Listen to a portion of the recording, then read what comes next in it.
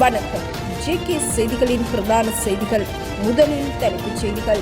புனித நீராட்டு விழாவில் இடம்பெற்ற துப்பாக்கிச் சூட்டு சம்பவத்தில் ஒருவர் உயிரிழப்பு. புத்தாண்டு குறுஞ்செய்தி தொடர்பில் தவறான கருத்துக்கள் தமது கட்சியினரால் வெளியிடப்பட்டுள்ளதாக அமைச்சரவை பேச்சாளர் அமைச்சர் நலிந்த ஜெயதிச மன்னிப்பு. மின்கட்டண அதிகரிப்பு தொடர்பில் அறிவிப்பு. கனேடிய நாடாளுமன்ற தேர்தலில் 3 இலங்கை தமிழர்கள் வெற்றி. முன்னாள் ஜனாதிபதி மைத்திரிபால சிறிசேன 1 மில்லியன் ரூபாய் இழப்பீட்டை செலுத்தி முடித்துள்ளதாக அறிவிப்பு. தேர்தலுக்கு முன்னர் ஊழல் பட்டியல் வெளியிடப்படும் என அரசாங்கம் அறிவிப்பு. பகல்காம் பயங்கரவாத தாக்குதல்களுக்கான பதிலடிக்கு முப்படைகளுக்கு முழு சுதந்திரம் வழங்கப்படுவதாக மோடி அறிவிப்பு. பாணந்துறை மாலமுள்ள பின்வெல பிரதேசத்தில் அமைந்துள்ள வீடொன்றில் இடம்பெற்ற பூப்புனித நீராட்டு விழாவின் போது அடையாளம் தெரியாத துப்பாக்கிதாரிகள் 2வரால் துப்பாக்கிச்சூடு மேற்கொள்ளப்பட்டுள்ளது. இன்று அதிகாலை துபாயில் மறைந்திருக்கும் போதைப்பொருள் கடத்தல்காரரான நிலங்க என்பவரின் நெருங்கிய உறவினரான பாணந்துறை பிரதேசத்தின் போதைப்பொருள் கடத்தலில் ஈடுபடும் சதுரங்க என்பவரே துப்பாக்கிதாரிகளின் இலக்காக அமைந்திருந்ததாக போலீசார் தெரிவித்துள்ளனர். துப்பாக்கிதாரிகள் தமது இலக்கான சதுரங்கவை நோக்கி சுட முயன்ற போது நடனத்தில் ஈடுபட்டிருந்தவர்களுள் ஒருவர் துப்பாக்கிதாரியை கல்லால் தாக்க முயற்சித்துள்ளார். இதன்போது குறித்த துப்பாக்கிதாரி அந்நபரை நோக்கி துப்பாக்கிச்சூடு நடத்தியுள்ளார். இதன்போது அங்கிருந்த மற்றொரு நபரும் காயங்களுக்குள்ளானதாக போலீசார் தெரிவித்துள்ளனர். எனினும் துப்பாக்கிதாரிகளின் இலக்காக காணப்பட்ட சதுரங்க என்பவருக்கு இச்சம்பவத்தில் எவ்வித பாதிப்பு ஏற்படவில்லை என அறிவிக்கப்பட்டுள்ளது. துப்பாக்கிச்சூட்டை நடத்திய துப்பாக்கிதாரிகள் தப்பிச் சென்றுள்ளனர். சம்பவத்தில் காயமடைந்த 2வரும் பாணந்துறை வைத்தியசாலையில் அனுமதிக்கப்பட்ட போது அவர்களுள் ஒருவர் உயிரிழந்துள்ளார். துப்பாக்கிதாரிகளை கல்லால் தாக்க முயன்ற 35 வயதுடைய கசுன் ஹரிச்சந்திர என்பவரே சம்பவத்தில் உயிரிழந்துள்ளதுடன் காயமடைந்த 20 வயதுடைய இளைஞர் வைத்தியசாலையில் அனுமதிக்கப்பட்டுள்ளதாகவும் போலீசார் தெரிவித்துள்ளனர். தற்போது நீதிமன்றத்தை தவிர்த்து தலைமறைவாக உள்ள குடு சலிந்து என்னும் புனைப்பெயர் கொண்ட போதைப்பொருள் கடத்தல்காரரால் இத்தாக்குதல் திட்டமிடப்பட்டதாக போலீசார் சந்தேகம் வெளியிட்டுள்ளனர். பாணந்துறையில் போதைப்பொருள் கடத்தல் குடு சலிந்தவின் கட்டுப்பாட்டில் இருந்து நழுவே நிலங்க என்பவரின் கட்டுப்பாட்டிற்கு சென்றதே இத்துப்பாக்கி பிரயோகத்திற்கு காரணம் எனவும் அறிவிக்கப்பட்டுள்ளது. முன்னதாக குடு சலிந்துவுடன் இணைந்து செயற்பட்ட நிலங்க என்பவர் பின்னர் அவரிடமிருந்து பிரிந்து தனியாக போதைப்பொருள் கடத்தலில் ஈடுபட்டுள்ளமையும் விசாரணைகளில் கண்டறியப்பட்டுள்ளது. ஓய்வூதியர்களின் உரிமைகளை பாதுகாக்கும் தேசிய அமைப்பு மற்றும் பொருளாதார அபிவிருத்தி பிரதி அமைச்சர் கலாநிதி அனில் ஜயந்த பெர்னாண்டோ மற்றும் தொழில் பிரதி அமைச்சர் மஹிந்த ஜெயசிங்க ஆகியோருக்கிடையே விசேட சந்திப்பொன்று இடம்பெற்றுள்ளது. நிதி அமைச்சில் நடைபெற்ற இச்சந்திப்பின் போது ஓய்வூதியர்கள் எதிர்கொள்ளும் ஊதிய முரண்பாடுகள் குறித்து கவனம் செலுத்தப்பட்டுள்ளது. அரசு ஊழியர்களின் ஊதிய உயர்வுடன் ஒப்பிடுகையில் ஓய்வூதிய சீர்திருத்தம் 2015 முதல் ஓய்வூதியம் பறிக்கப்பட்டமை மற்றும் 1997 ஆண்டு PC பெரேரா ஆணைக்குழுவின் பரிந்துரைகள் மூலம் ஆசிரியர்கள் மற்றும் பாடசாலை அதிபர்களுக்கு ஏற்பட்ட ஊதிய முரண்பாடுகள் உள்ளிட்ட பல்வேறு பிரச்சினைகள் தொடர்பிலும் இதன்போது விரிவாக ஆராயப்பட்டது. தொழில் பிரதி அமைச்சர் மஹிந்த ஜெயசிங்க இது குறித்து கருத்துரைக்கையில் இச்சந்திப்பு மிகவும் பயனுள்ள வகையில் முடிவடைந்ததாகவும் இலங்கையில் 7 லட்சத்திற்கு மேற்பட்ட ஓய்வூதியர்கள் எதிர்கொள்ளும் ஊதிய பிரச்சினைகளை தீர்க்க அரசாங்கம் தலையிடும் எனவும் உறுதியளித்துள்ளார். இப்பிரச்சினை தொடர்பாக மேலும் ஒரு சந்திப்பை மே மாதம் 1ஆம் தேதியன்று நடத்துவதற்கு சந்திப்பில் இணக்கம் காணப்பட்டதாகவும் அச்சந்திப்பில் அரச நிர்வாக அமைச்சு, நிதி அமைச்சு மற்றும் ஓய்வூதிய திணைக்களம் ஆகியவற்றின் பிரதிநிதிகளும் பங்கேற்பார்கள் என அவர் அறிவித்துள்ளார். உள்ளூராட்சி மன்ற தேர்தலை முன்னிட்டு மோட்டார் வாகன போக்குவரத்து திணைக்களத்தின் பிரதான அலுவலகம் எதிர்வரும் 5 மற்றும் 6ஆம் தேதிகளில் மூடப்படும் என மோட்டார் வாகன போக்குவரத்து திணைக்களம் அறிவித்துள்ளது. இதன்படி உள்ளூராட்சி மன்ற தேர்தல் தினத்தன்று மோட்டார் வாகன போக்குவரத்து திணைக்களத்தின் பிரதான அலுவலகத்தை வாக்களிப்பு நிலையமாக மாற்றவும் தீர்மானிக்கப்பட்டுள்ளது. அட்சய திருதியை நாளான இன்று தங்கத்தினுடைய விலையில் மாற்றம் இல்லாமல் நேற்றைய விலையிலேயே விற்பனையாகி வருவதாக கொழும்பு செட்டியார் தெரு தங்க நகை வியாபாரிகள் சங்கத்தினர் அறிவித்துள்ளனர். இதன்படி கொழும்பு செட்டியார் தெருவின் இன்றைய தங்க விலை நிலவரப்படி 24 கேரட் தங்க பவுன் ஒன்று 2,66,000 ரூபாவாக விற்பனை செய்யப்படுகின்றது. 22 கேரட் தங்க பவுன் ஒன்று 2,44,000 ரூபாவாகவும் 18 கேரட் தங்க பவுன் ஒன்று 1,99,500 ரூபாவாகவும் விற்பனை செய்யப்படுகின்றது. இதன்படி 24 கேரட் தங்கத்தின் 1 கிராமின் விலை 33,250 ரூபாவாகவும் 22 கேரட் தங்கத்தின் 1 கிராமின் விலை 30,500 ரூபாவாகவும் 18 கேரட் தங்கத்தின் 1 கிராமின் விலை 24,938 ரூபாவிற்கும் விற்பனை செய்யப்படுகின்றமை குறிப்பிடத்தக்கது. நாட்டில் பொருளாதார கணக்கெடுப்பினை நடத்துவதற்கு அமைச்சரவை அனுமதி வழங்கியுள்ளது. இதன்படி விவசாயம் மற்றும் விவசாயம் சாராத பொருளாதார நடவடிக்கைகளை தனித்தனியாக உள்ளடக்கி பொருளாதார கணக்கெடுப்பை 2 கட்டங்களாக நடத்துவதற்கு தொகை மதிப்பு மற்றும் புள்ளிவிவர திணைக்களம் திட்டமிட்டுள்ளது. இதன்படி 2025ஆம் ஆண்டில் விவசாய நடவடிக்கைகளும் 2026ஆம் ஆண்டில் விவசாயம் சாராத நடவடிக்கைகளும் கணக்கெடுப்பு செய்யப்படவுள்ளது. நாட்டில் இறுதியாக பொருளாதார கணக்கெடுப்பு 2013ஆம் ஆண்டு முதல் 2014ஆம் ஆண்டு வரை நடத்தப்பட்டிருந்தமை குறிப்பிடத்தக்கது. முன்னாள் ஜனாதிபதிகள் 5 பேரில் 4 பேர் தற்போது தமது மேலதிக வாகனங்களை ஜனாதிபதி செயலகத்திடம் ஒப்படைத்துள்ளதாக ஜனாதிபதி செயலக வட்டாரங்கள் தகவல் வெளியிட்டுள்ளன. முன்னாள் ஜனாதிபதி சந்திரிகா பண்டாரநாயக்க குமாரதுங்கவை தவிர ஏனைய அனைத்து முன்னாள் ஜனாதிபதிகளும் வாகனங்களை ஜனாதிபதி செயலகத்திடம் ஒப்படைத்துள்ளதாக ஜனாதிபதி செயலகத்தின் மூத்த செய்தி தொடர்பாளர் தெரிவித்துள்ளார்.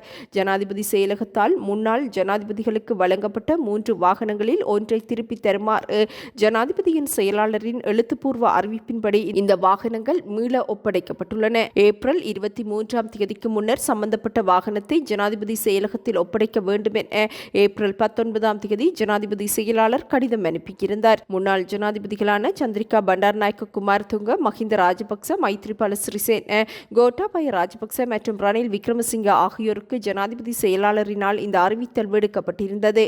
இதன்படி மஹிந்த ராஜபக்ச, மைத்ரிபால சிறிசேன, கோட்டாபய ராஜபக்ச மற்றும் ரணில் விக்ரமசிங்க ஆகியோர் தமது வாகனங்களை மீள ஜனாதிபதி செயலகத்திடம் ஒப்படைத்துள்ளனர். இதனிடையே முன்னாள் ஜனாதிபதிகள் வைத்திருக்கும் வாகனங்களில் எண்ணிக்கையும் 2ஆக மட்டுப்படுத்தப்பட்டுள்ளமை குறிப்பிடத்தக்கது. ஜனாதிபதி செயலகம் முன்னர் ஒரு அமைச்சரவை அமைச்சர் பயன்படுத்தக்கூடிய அரசு வாகனங்களின் எண்ணிக்கையை 2ஆக கட்டுப்படுத்தும் சுற்றறிக்கையை வெளியிட்டிருந்தமையும் குறிப்பிடத்தக்கது. புத்தாண்டு வாழ்த்து குறுஞ்செய்தி அனுப்பப்படாமையினால் அரசாங்கம் 98 மில்லியன் ரூபாவை சேமித்துள்ளதாக ஆளும் கட்சி நாடாளுமன்ற உறுப்பினர் நிலந்தி ஹொட்டக்கட்சி தெரிவித்த கருத்துக்கள் பிழையானவை என அமைச்சரவை பேச்சாளரும் அமைச்சருமான நலிந்த ஜெயதிச தெரிவித்துள்ளார். அண்மையில் அரசியல் கூட்டம் ஒன்றில் பேசிய ஹொட்டக்கட்சி இவ்வாண்டு இலங்கை ஜனாதிபதியின் சிங்கள மற்றும் தமிழ் புத்தாண்டு வாழ்த்து குறுஞ்செய்தி அனுப்பப்படாமையினால் அரசாங்கம் 98 மில்லியன் ரூபாவை சேமித்ததாக அறிவித்திருந்தார். இந்நிலையில் அமைச்சரவை பேச்சாளர் நலிந்த ஜெயதிச ஹொட்டக்கட்சி நாடாளுமன்ற உறுப்பினர் குறிப்பிட்ட செலவு தவறானது எனவும் அவர் சமூக ஊடகங்களில் பரவிய அறிக்கை ஒன்றிலிருந்து இத்தகவலை பெற்றுள்ளதாகவும் குறிப்பிட்டுள்ளார். தேசிய மக்கள் சக்தி அரசியல் கலாச்சாரத்தில் மாற்றத்தை ஏற்படுத்தவே வந்துள்ளது என தெரிவித்துள்ள நலிந்த ஜெயதிஸ், நாம் வெளியிடும் கூற்றுக்களுக்கு கூடுதல் பொறுப்பேற்க வேண்டும். இதில் ஏற்படும் குறைபாடுகள் தீங்கு விளைவிக்கும் என்பதுடன் இத்தவறுகளை திருத்துவதற்கு தங்களால் முடிந்த முயற்சிகளை மேற்கொள்வதாகவும் குறிப்பிட்டுள்ளார். அரசாங்கம் பொய்யான கூற்றுக்களை வெளியிடுவதாகவும் இது அதன் நம்பகத்தன்மையை பாதிப்பதாகவும் எழுந்த குற்றச்சாட்டுகள் குறித்து எழுப்பப்பட்ட கேள்விக்கு பதிலளிக்கும் போதே அவர் இதனை தெரிவித்தார். இத்தகைய சம்பவங்கள் அரசாங்கம் தீவிரமாக எடுத்துக்கொண்டுள்ளதாகவும் அவற்றை திருத்துவதற்கு ஏற்கனவே தலையீடு செய்துள்ளதாகவும் நலிந்த ஜெயதிச தெரிவித்துள்ளார். 1 அல்லது 2, 5 நாடாளுமன்ற உறுப்பினர்களின் செயல்கள் அல்லது கூற்றுக்களை வைத்து அரசாங்கம் பொய் சொல்வதாக கருத முடியாது எனவும் அவர் தெரிவித்துள்ளார். இத்தகைய சந்தர்ப்பங்களில் அரசாங்கம் பொறுப்பேற்று அமைச்சரவை ஊடகவியலாளர் சந்திப்புகளில் திருத்தங்களை செய்யவோ அல்லது மன்னிப்பு கோரவோ கடமைப்பட்டுள்ளதாக அமைச்சரவை பேச்சாளரும் அமைச்சருமான நலிந்த ஜெயதிச தெரிவித்துள்ளார்.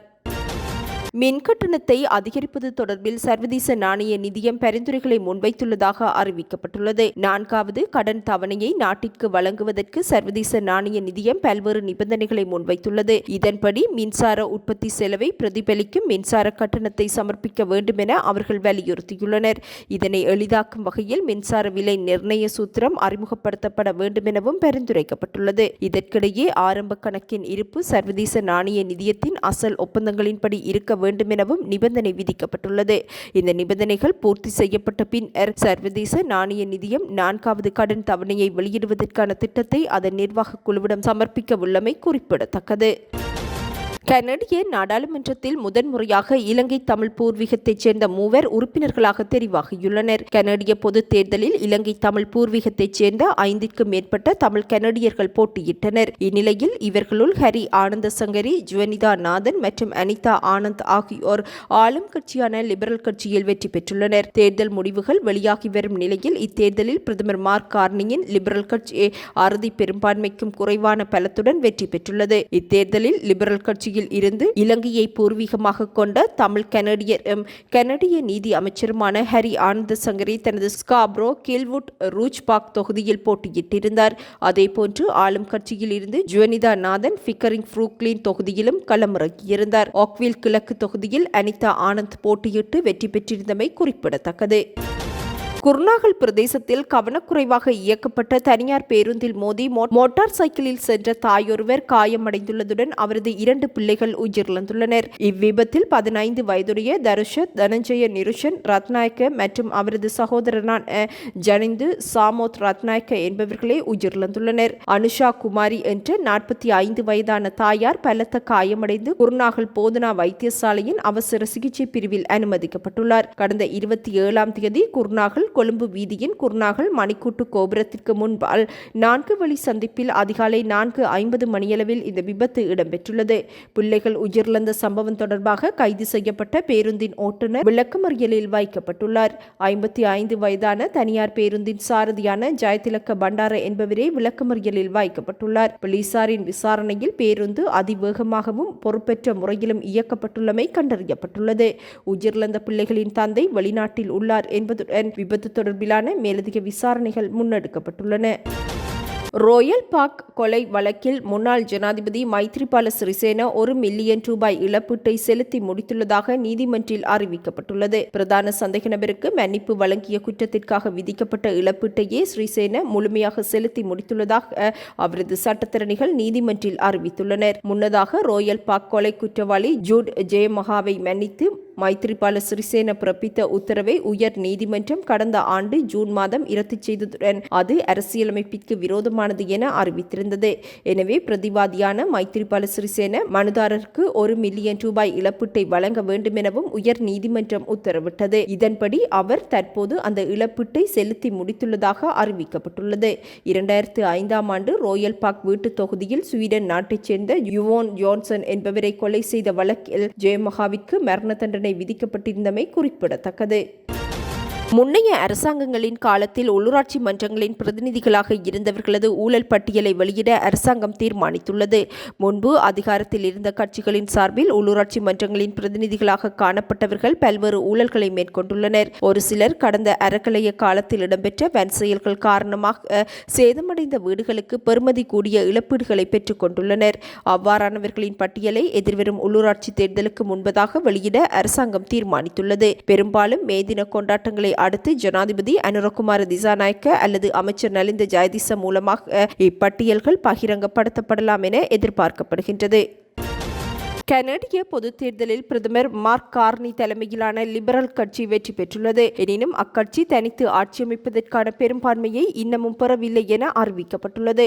மார்க் கார்னியின் லிபரல் கட்சி 168 இடங்களில் முன்னிலை வகிப்பதுடன் பெரும்பான்மையை பெற்றுக்கொள்வதற்காக 172 இடங்களில் வெற்றி பெற வேண்டியுள்ளது. எவ்வாறாயினும் வாக்கெண்ணும் பணிகள் தொடர்ந்தும் நடைபெற்று வருவதால் அக்கட்சி பெரும்பான்மையை பெறுமா என்பது இதுவரை உறுதியாக தெரியவில்லை என அறிவிக்கப்பட்டுள்ளது. கனடாவில் 2015ஆம் ஆண்டு முதல் பிரதமராக இருந்து வந்த ஜஸ்டின் ட்ரூடோ உள்நாட்டு அரசியல் பிரச்சினை, அமெரிக்க ஜனாதிபதியின் வரி விதிப்பு உள்ளிட்ட பல்வேறு காரணங்களால் கடந்த ஜனவரி மாதம் தனது பதவியில் இருந்து விலகியிருந்தார். இதனை அடுத்து கனடா மத்திய வங்கியின் முன்னாள் ஆளுநரும் லிபரல் கட்சியைச் சேர்ந்தவருமான மார்க் கார்னி புதிய பிரதமராக தெரிவு செய்யப்பட்டுள்ளார். இந்நிலையில் டொனால்ட் ட்ரம்பின் வரி தீர்மானம் மற்றும் அமெரிக்காவின் 51வது மாநிலமாக கனடாவை இணைக்க வேண்டும் என்ற அவரது தீர்மானம் என்பவற்றுக்கு எதிராக மார்க் கார்னி வலுவான பிரச்சாரங்களை முன்னெடுத்திருந்தார். இதன் விளைவாக எதிர்பார்த்ததை விடவும் லிபரல் கட்சி வெற்றிகளை பதிவு செய்துள்ளதாக அரசியல் ஆய்வாளர்கள் கருத்துரைத்துள்ளனர். பஹல்காம் பயங்கரவாத தாக்குதலுக்கான பதிலடி விவகாரத்தில் முப்படைகளுக்கு முழு சுதந்திரத்தை பிரதமர் நரேந்திர மோடி வழங்கியுள்ளார். டெல்லியில் கடந்த செவ்வாய்க்கிழமை மாலை பிரதமர் மோடி தலைமையில் நடைபெற்ற உயர்மட்ட குழு கூட்டத்தில் இந்த அதிகாரத்தை அவர் வழங்கியதாக அறிவிக்கப்பட்டுள்ளது. பிரதமர் மோடி தலைமையில் டெல்லியில் கடந்த செவ்வாய்க்கிழமை உயர்மட்ட ஆலோசனை கூட்டம் நடைபெற்றது. பாதுகாப்புத்துறை அமைச்சர் ராஜ்நாத் சிங், முப்படைகளின் தலைமை தளபதி அனில் சௌகான், இராணுவ தளபதி உபேந்திர திதிவேதி, கடற்படை தளபதி தினேஷ் கே திரிபாதி, விமானப்படை தளபதி அமர்பிரீத் சிங், தேசிய பாதுகாப்பு ஆலோசகர் அஜித் தோவால் ஆகியோர் பங்கேற்ற இக்கூட்டத்தில் பஹல்காம் பயங்கரவாத தாக்குதல் தொடர்பாகவும் அதற்கு தகுந்த பதிலடி கொடுப்பது தொடர்பிலும் விரிவாக ஆலோசிக்கப்பட்டுள்ளது. பஹல்காம் தாக்குதலுக்கு பதிலடி நடவடிக்கையை எந்த வகையில், எப்படி, எப்போது மேற்கொள்ள வேண்டும் என அனைத்தையும் இராணுவம் தீர்மானிக்கலாம் எனவும் பிரதமர் மோடி இதன்போது உறுதியளித்துள்ளார். பயங்கரவாதத்திற்கு எதிராக உரிய பதிலடி கொடுப்பதில் தமது தேசம் உறுதியான நிலைப்பாட்டில் உள்ளது எனவும், தேசத்தின் ஆயுதப் படைகளின் தொழில்முறை திறன் சார்ந்து தனக்கு முழு நம்பிக்கை காணப்படுவதாகவும் தெரிவித்துள்ள பிரதமர் மோடி, பஹல்காம் பயங்கரவாத தாக்குதலுக்கான பதிலடி விவகாரத்தில் முப்படைகளுக்கு முழு சுதந்திரத்தையும் முழு அதிகாரத்தையும் வழங்கியுள்ளார்.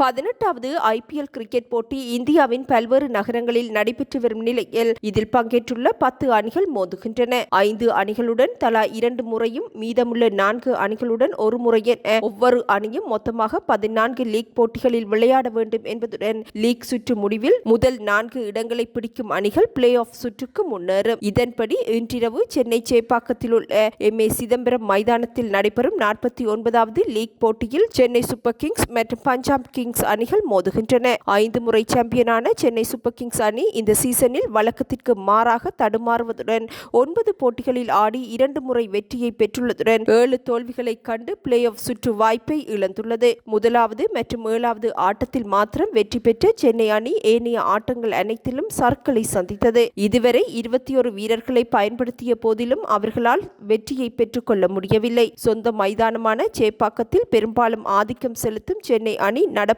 தொடரில் இதுவரை இல்லாத நிகழ்வாக தொடர்ச்சியாக 4 தோல்விகளை சந்தித்துள்ளது. அத்துடன் ஸ்ரேயஸ் ஐயர் தலைமையிலான பஞ்சாப் கிங்ஸ் அணி 9 ஆட்டங்களில் ஆடி 5 வெற்றி 3 தோல்வி 1 முடிவில்லை என 11 புள்ளிகளுடன் 5வது இடத்தில் இருக்கின்றது. இவ்விரு அணிகளும் இதுவரை 31 முறை நேருக்கு நேர் மோதியுள்ளதுடன் இவற்றுள் 16 போட்டிகளில் சென்னையும் 15 போட்டிகளில் பஞ்சாப் கிங்ஸ் அணியும் வெற்றி பெற்றுள்ளன.